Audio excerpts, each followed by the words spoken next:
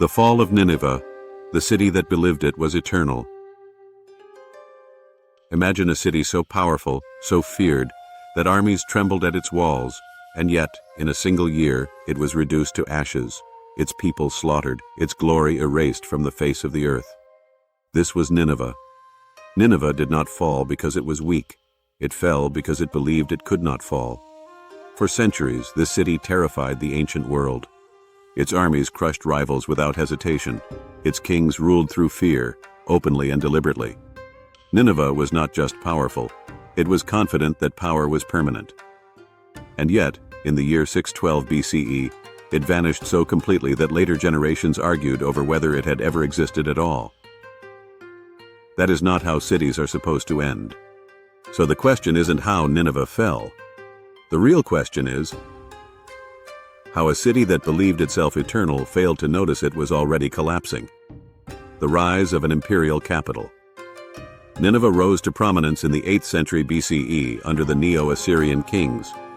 Located along the Tigris River, the city controlled trade, agriculture, and military movement.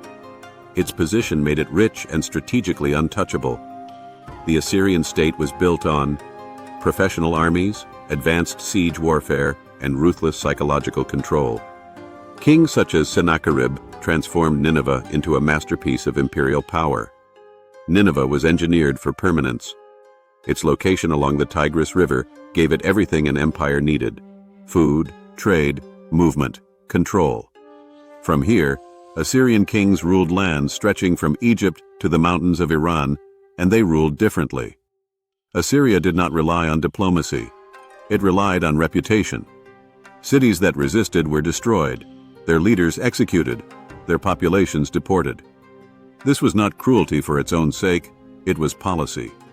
Fear kept rebellions rare, made conquest easier, and Nineveh stood at the center of it all, watching, recording, commanding. Nineveh was built to make a point. Its walls stretched more than 12 kilometers, reinforced by towers and massive gates. Inside stood royal palaces, temples, gardens fed by complex canals. They weren't just defensive, they were symbolic. Inside, the city was carefully organized. Palaces lined with stone reliefs showed kings hunting lions, crushing enemies, receiving tribute. Temples honored gods believed to protect Assyrian rule. Canals redirected water from distant hills to keep the city alive even in drought. King Sennacherib reshaped Nineveh into what he believed was the perfect capital. To the Assyrians, this city was proof that order had defeated chaos. They did not ask whether order built on fear could last. Inside Nineveh, daily life continued beneath imperial certainty. Scribes pressed styluses into wet clay, recording laws, taxes, troop movements. Merchants traded goods from across the Near East. Priests performed rituals meant to keep the gods loyal. But empires are expensive things. Constant war drained resources. Deportations fractured economies, and fear created obedience, not devotion. Outside Nineveh's walls, conquered peoples did not forget. They waited. By the late 7th century BCE, the Assyrian Empire was strained. It was too large, too dependent on constant force, too confident that fear alone would hold it together. Internal power struggles weakened leadership. Provinces rebelled. Environmental stress affected food production, and something dangerous happened. Assyria's enemies began talking to one another. The Babylonians, the Medes, former subjects who shared a memory of Assyrian rule. For the first time in generations, fear stopped working. And then came the siege of Nineveh. In 612 BCE, the coalition army surrounded Nineveh. They didn't just want to defeat Nineveh, they wanted to erase it. The siege began and lasted for months. Nineveh's defenders believed their walls were impenetrable. For weeks, the coalition bombarded the city with arrows, battering rams, and fire. Outside, chaos reigned as soldiers and civilians alike struggled to survive. Inside, fear spread like a contagion. Then the attackers executed their most brutal tactic. They diverted the Tigris River, flooding parts of the city and weakening its massive walls.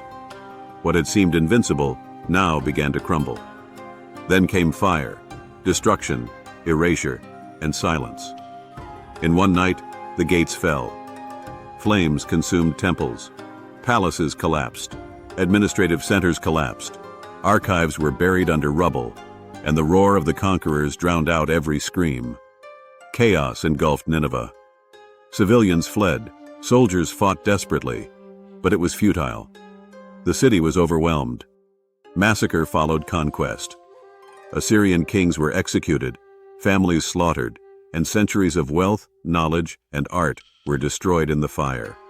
Libraries, temples, statues, everything vanished. Within a few years, the Assyrian Empire ceased to exist. Its power vanished so completely that later generations believed Nineveh was a myth. The city that ruled through fear learned a final lesson. Power without balance collapses. Empires built on terror inspire unity only among their enemies. Nineveh believed itself eternal, but history disagreed. The fall of Nineveh wasn't just a battle lost, it was the collapse of an empire. Assyria, which had dominated the Near East for centuries, would never recover. Territories were claimed by Babylon and Medes. Its culture scattered, its power extinguished. And yet buried beneath the earth, fragments remain. Clay tablets, broken statues, whispers of a city that once ruled the world. Archaeologists discovered these remnants centuries later, but much of Nineveh remains lost to time. Its ruins lie hidden beneath layers of sediment, silent witnesses to fire, blood, and vengeance. Nineveh serves as a chilling reminder. No matter how mighty, no empire is safe from the consequences of hatred, revenge, and the unstoppable march of time. The story of Nineveh is a dark echo from the ancient world. A city that ruled with fear and power, consumed by vengeance and fire, erased from history, yet never forgotten. Nineveh fell, but its story survives. History is filled with cities, empires, and civilizations that rose to power only to vanish into the shadows of time. If you want to uncover more forgotten histories, dark empires, and ancient mysteries, subscribe to The Forgotten Shadows and step deeper into the past. Which empire do you think fell most brutally? Let us know in the comments below.